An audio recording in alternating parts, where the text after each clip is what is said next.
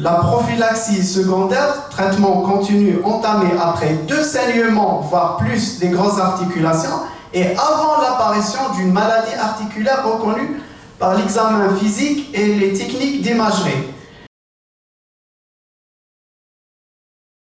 Morale sous-jacente, motivant l'initiation de l'oxygénation, ainsi de suite. À l'époque, en matière d'examen clinique, il n'y avait rien de particularité. Sur le plan biologique, on n'avait qu'une légère anémie hypochromicrocytaire avec une neutrophilie. Puis sur ces contrôles par la suite, voilà, elle commençait à présenter une thrombocytose. Elle a bénéficié d'un bilan de thrombophilie qui est revenu sans anomalie. Par la suite, la patiente a commencé à présenter une splénomégalie progressive. Devant l'apparition progressive de cette splénomégalie, la patiente nous a été adressée. Dans notre cohorte, on avait donc 30% des patients asymptomatiques ont été reclassés selon SLIM et traités car ils présentent un risque de progression qui était de 80% dans les 2 ans, et ceci nous a permis d'obtenir une rémission chez tous les patients avec une très bonne réponse globale. 78% des patients avaient au moins une très bonne réponse partielle.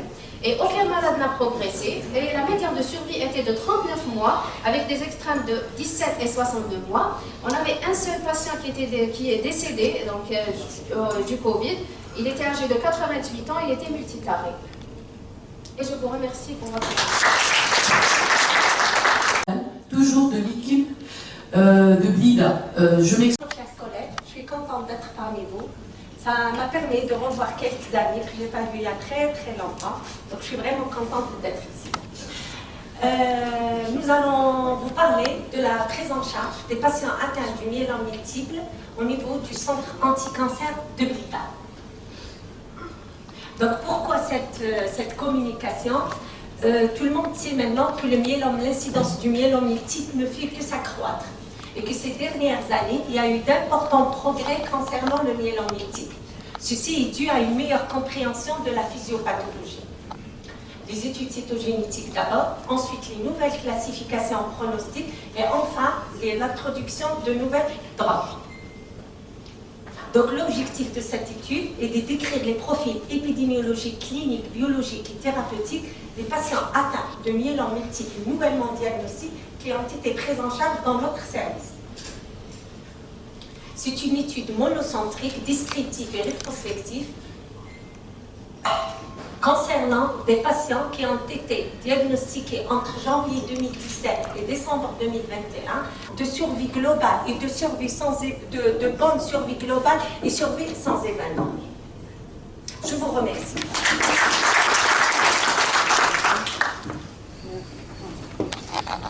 Dernière session avec le professeur Mohamed, qu'on a connu beaucoup durant cette pandémie Covid-19, qui va nous présenter l'avenir de l'infection et la vaccination du SARS-CoV-2. C'est un peu différent. Et je tiens à remercier également le comité d'organisation avec tête à mon ambassadeur de Saint-Denis de m'avoir invité pour parler avec mes collègues de cette pandémie qui a paralysé non pas le corps médical, mais qui a paralysé presque tout le monde pendant une période de 2 années. Donc,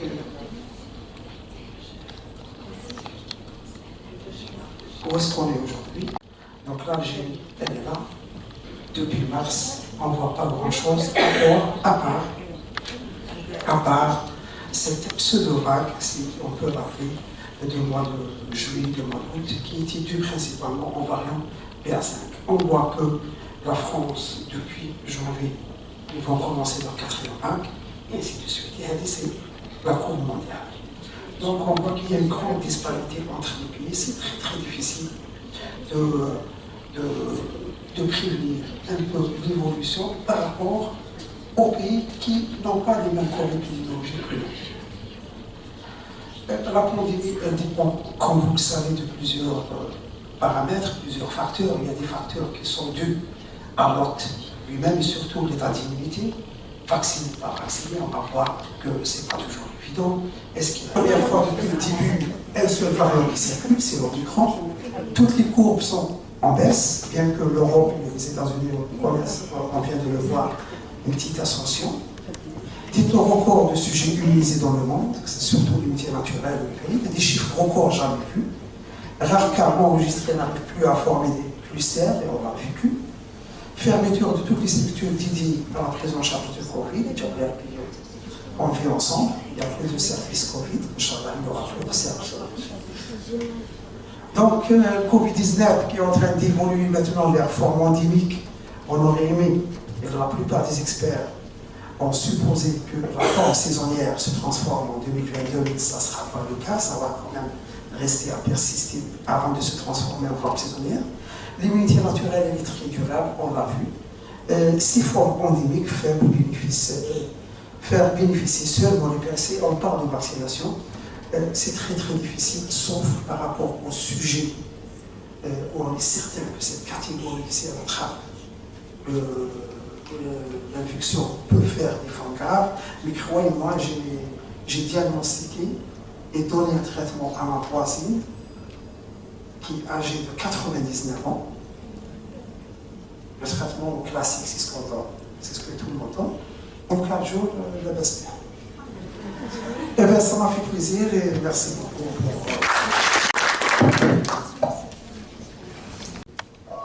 Et sans tarder, on passe la partie discussion. Je parle pour les deux communications, parce que les deux communications, ils ont abordé le myélome. Donc s'il y a des questions, ou des enrichissements, des anti-agrégants ou des anticoagulants dans la série de myélome, puisque... Donc les facteurs de risque, soit une sédentarité, soit obésité, ou bien un malade qui a un problème cardiaque, c'est-à-dire toute personne qui présente un facteur de risque thromboembolique.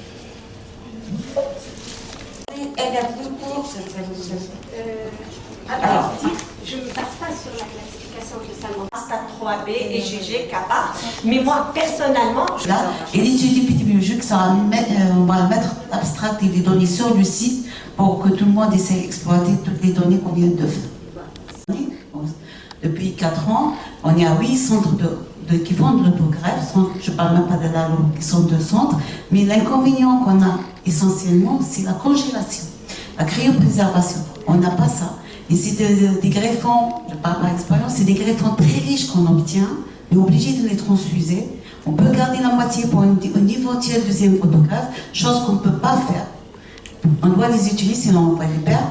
Donc le malade, s'il rechute, on risque de perdre le greffon, donc on ne peut pas avoir un deuxième greffon.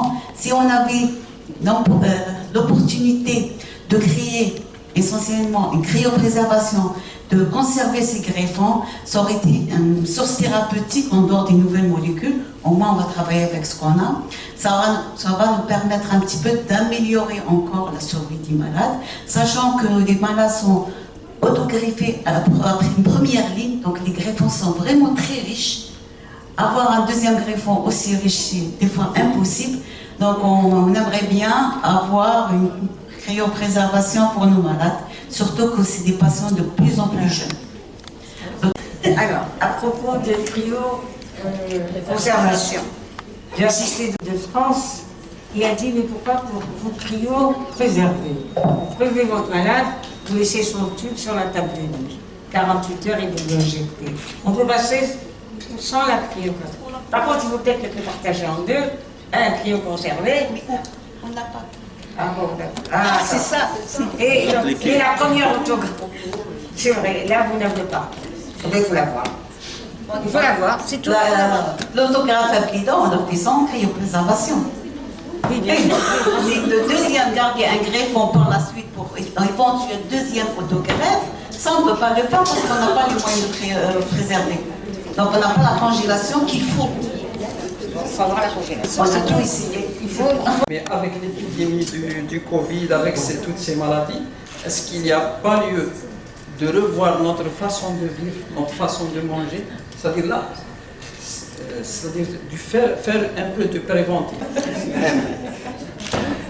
Voilà, je voulais clôturer avec mon prof pour vous dire qu'il est indispensable. Je dirais que le travail va continuer, Inch'Allah, que ce soit dans les congrès. Il n'y a pas que les congrès. Il y a les formations, il y a des actions de bénévolat, il y a les caravanes, il y a qui se pour les vaccinations, on sera toujours là présent. Voilà ce que je peux dire. Donc je passe la parole au professeur Touhani qui va clôturer. Merci beaucoup. Merci beaucoup. Moi, c'est une réussite. Hein. Vous avez tenu à faire votre congrès seul pour l'inauguration, pour un début. C'est une réussite. Il y a 2 façons de faire, continuer à faire des congrès seul. Moi, ce que je vous propose mieux, c'est d'intégrer l'Union fait la force à la Société algérienne d'hématologie. Et ça va faire des frais en moins, ça va faire des personnes en plus, des communications en plus, des échanges en plus. Et on se connaîtra encore mieux. Hein, on se connaîtra encore mieux. Et c'est à travers cette fédération d'associations qu'on va essayer de trouver toutes les formations continues qu'on peut faire. Et les formations continues qu'on peut faire, c'est pas flémato. Moi je dis toujours, c'est la médecine. Il faut être ouvert. Là, on parlait de la vaccination du Covid, c'est très important pour nos malades. Comment s'occuper d'un immunodéprimé si on n'a pas des notions sur les vaccinations, sur l'immunité, sur la biochimie, sur... méfiez-vous de ces formations, de ces spécialisations. Moi je suis hématologiste, ou je suis X, ou je suis... La médecine reste ouverte. Il faut rester ouvert comme vous l'êtes. Hein, parce que vous l'avez montré dans votre congrès. Vous avez invité autant d'hématologistes que d'autres, des universitaires. C'est toujours difficile de prendre la parole. Il faudra m'arrêter.